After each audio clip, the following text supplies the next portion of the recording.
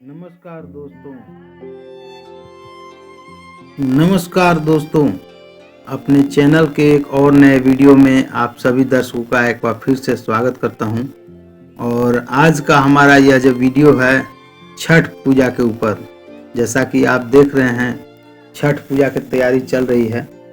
छठ पूजा वैसे तो मुख्यतः बिहार झारखंड का पर्व है, लेकिन आज इसका प्रसार दुनिया के हर कोने में हो गया है। आपको भी बहुत सारे ऐसे सूचना और वीडियो देखे होंगे, विदेशों में भी यह पर्व अपना पहुंच बना चुका है।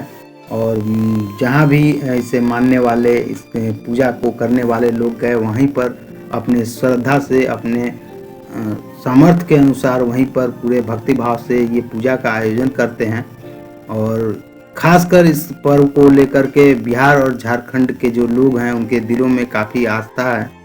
और यही कारण है कि छठ में जो बिहारी जहाँ भी हों, बिहार के, झारखंड के लोग, वो इस पर्व में अपने काम धंधा को छोड़कर और बहुत दिन से इस पर्व का आस देखते हैं कि छठ में इस बार घर जाएंगे और अपने परिवार के साथ इस पर्व को काफ़ी धूमधाम और खुशी के साथ मनाएंगे। छठ पर्व है, ये जो 4 दिवसीय पर्व है, छठ पर्व है। और यह 4 दिवसीय पर्व में पहला दिन जो होता है उसको नहाय खाए या खरना के और साक्षात देव हैं, उनके प्रति आस्था रखते हैं, वो इस पर्व को काफ़ी धूमधाम से मनाते हैं।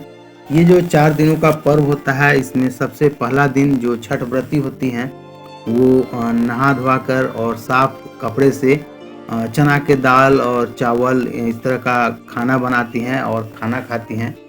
और इस तरह का जो पहला दिन है नहाय खाए जिसको बोलते हैं, वो किया जाता है।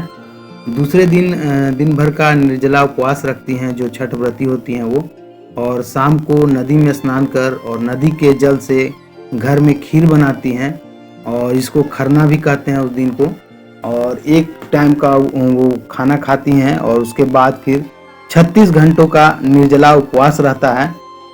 उसके बाद जो तीसरा दिन का कार्यक्रम होता है, ये आपको जो है सो सायंकालीन अर्घ का दिन होता है।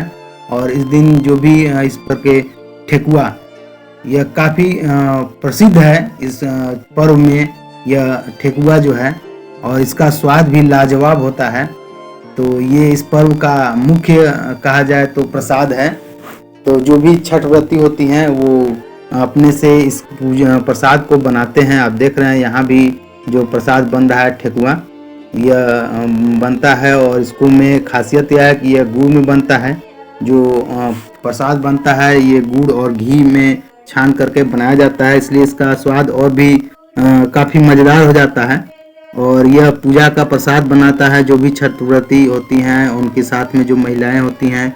और इस छठ पर्व के लोकगीत जो हैं उसके ये माधुर्य हैं और मन को इतना शांति और सुकून देने वाले होते हैं कि उसकी व्याख्या करना ही दुर्लभ है।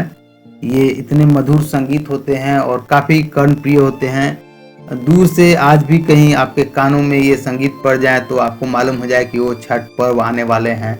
और बीते वर्ष आपका छठ का जो अनुभव रहा हो अपने परिवार के साथ, अपने दोस्तों के साथ, उसे एक बार आपके जेहन में याद जरूर करा देगा। ये खासियत होती है छठ पर्व पर होने वाले ये गीत का। और अब तो आप देख ही रहे हैं कि ठेकुआ और फल सब तैयार है और अब बस संध्या अर्घ का इंतजार है। तो इस तरह से शाम को जो भी छठ व्रती होते हैं, उनके परिवार के लोग होते हैं, वो सूप और दौरा में जो भी अर्घ के फल और प्रसाद हैं वो सारे सरिया कर माथे पर दौरा रखकर और छठ घाट जो होता है नदी किनारे या तालाब जैसे जगह में जो सामर्थ्य हो, लोग अपने जो भी जलाशय है उसके किनारे जाते हैं। और इस दौरान भी बहुत तरह के आपके जो पारंपरिक गीत होते हैं वो व्रती होती हैं, उनके साथ जाने वाली जो महिलाएं होती हैं वो गाती हैं। और इस तरह से घाट पर जाने के बाद वहाँ पर शाम का संध्या अर्घ दिया जाता है डूबते हुए सूरज का।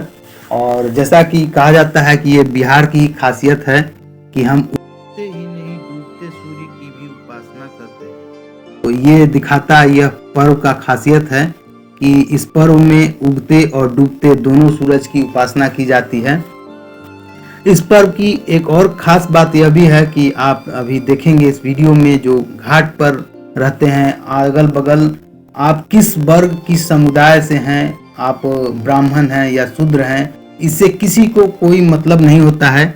सारे एक याचक की भांति इस पर्व में आते हैं और घाट पर जो सूर्य भगवान की उपासना करते हैं अपने अच्छे स्वास्थ्य के लिए, अपने बाल बच्चों की अच्छी उम्र के लिए।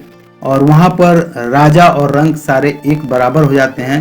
सूर्य देव के सामने सारे अपने आप को एक छोटा सा तुच्छ प्राणी समझते हैं और वहाँ पर अपने सारे अहम को भूलकर एक याचक की भांति भगवान से उपासना करते हैं कि भगवान उन्हें अच्छी उम्र दें, अच्छा दीर्घायु करें, उनके विचार को सुमति दें, अच्छे स्वास्थ्य की कामना करते हैं।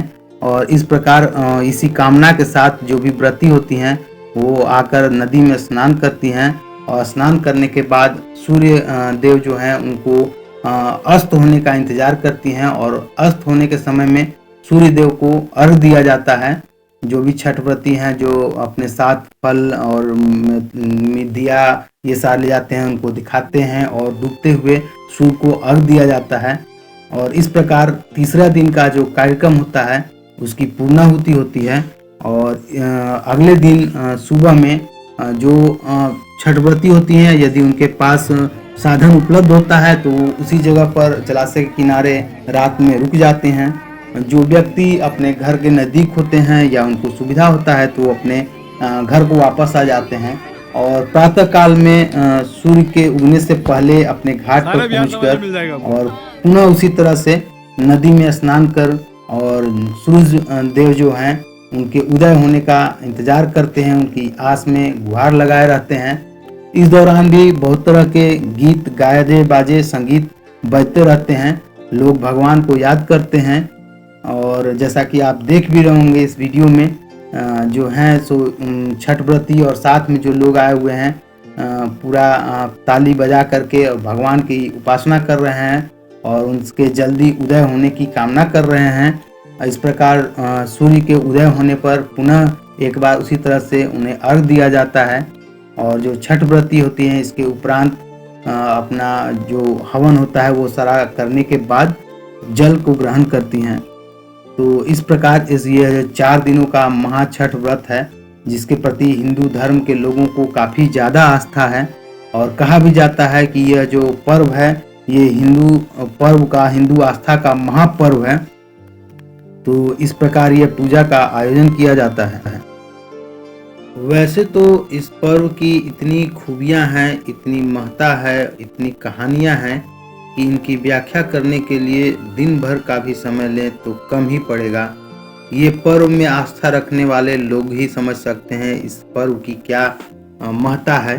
और आपको ये एक ऐसा पर्व है जिसके आने से ही आपको घर से लेकर गली मोहल्ले सड़क और जहाँ पर ये अर्घ देते हैं नदी किनारे या जलाशय के किनारे वो सभी जगह साफ सफाई और स्वच्छता आपको देखने को मिलेंगे।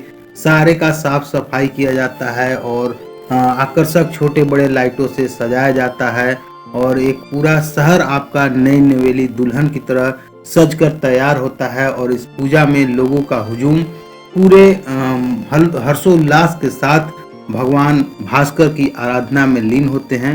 और ये 4 दिनों का पर्व काफी धूमधाम के साथ मनाया जाता है। और इस प्रकार इस पूजा की पूर्णाहुति की बात आती है बारी इस महाप्रसाद की। यह जो ठेकुआ खासकर जैसा कि हमने बताया कि इस पूजा का मुख्य प्रसाद है ठेकुआ। और जब आप इसका आनंद लेंगे तो आपके लिए अविस्मरणीय रहेगा। तो इसी तरह के कुछ और जानकारी के साथ मिलते हैं आपसे अगले वीडियो में। तब तक बने रहें हमारे चैनल यूथ वॉइस झारखंड के साथ। और यदि अभी तक आपने हमारे चैनल नहीं किया है तो कृपया हमारे चैनल को सब्सक्राइब जरूर कर लें। धन्यवाद।